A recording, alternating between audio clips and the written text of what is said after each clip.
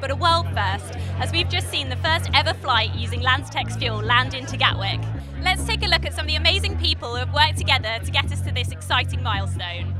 It's a very special day. It's really the first day that a plane has flown with 5 tons of recycled fuel on board. It's fuel that would otherwise have gone up the chimneys of aluminium plants and steel plants, and instead gets converted into jet aviation fuel. So Craig, you've just stepped off of the flight from Orlando. How did it feel flying on a plane using the LanzaTech fuel? It felt just like any other flight in terms of the flight itself, but the excitement and the buzz was absolutely amazing. It's a big milestone, and the way I think about this is LanzaTech is like the coolest form of recycling. Basically, we're taking gases that we're going to go into the air, and we're turning them into jet fuel and powering our airplane with it.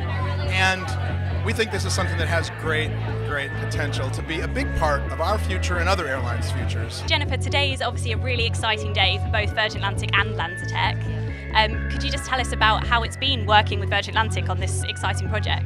Virgin was very excited about our technology. When everybody thought it was crazy, Virgin immediately jumped on it and said, hey, this is really exciting. And that level of support from the early days when everybody thinks it's crazy is hugely helpful.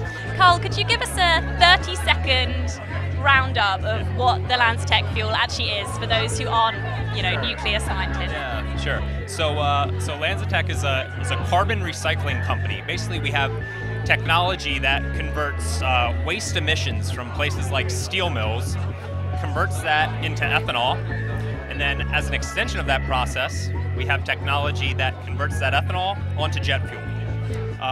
So what we did here today was we made ethanol out of steel mill, we converted it to jet fuel, and we flew on a commercial aircraft. So it's pretty exciting. It's revolutionary.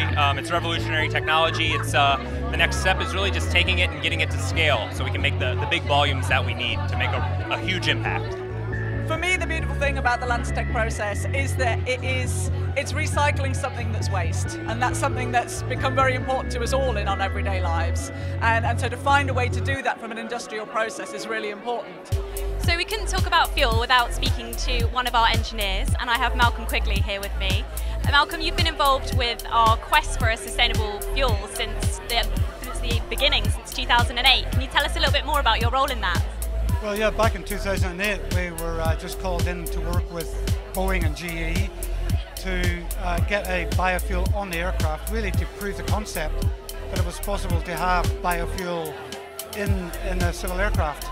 And there was a lot of skepticism at the time, but it's a difficult project, but we proved the concept. And you still have a piece of that biofuel with you?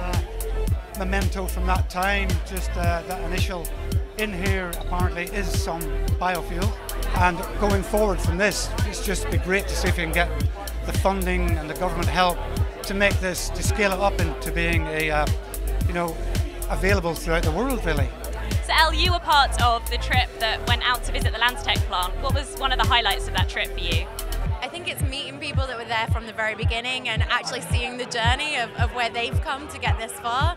Yeah, and it's been absolutely amazing to generally see the plant and everything that's gone on with LanzaTech so far. I've been following LanzaTech since 2011, so the progress that's come from there when it was just an idea to now actually being on the flight last night. It was quite an emotional connection for me. It was like seeing both Sean and Freya and everything that they've worked really hard for get on board that aeroplane that had their fuel on board. That's the highlight. This flight is a means to an end. It's one part of the process, and we have our eye on that first commercial plant. We are now scaling towards that commercial plant. And what we wanted to do with this flight today was say we are right at the tipping point now of commercialisation and commercial volumes, and if we can just get a couple of government pieces done. So we're asking for incentives that other biofuel technologies get, and we're asking for support with putting plant financing together. We can make this happen in the UK, and that's incredibly exciting. I'm proud of everything that Virgin Atlantic's doing. I mean, they're pushing for younger and younger planes, much more fuel efficient planes.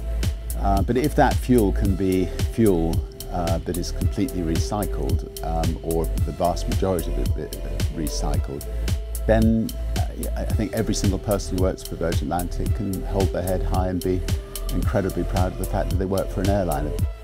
If we can move towards an environment that is completely clean and where airlines are playing their part, that would be just a lovely world to live in. And there you have it. The future of sustainable travel with Virgin Atlantic is bright.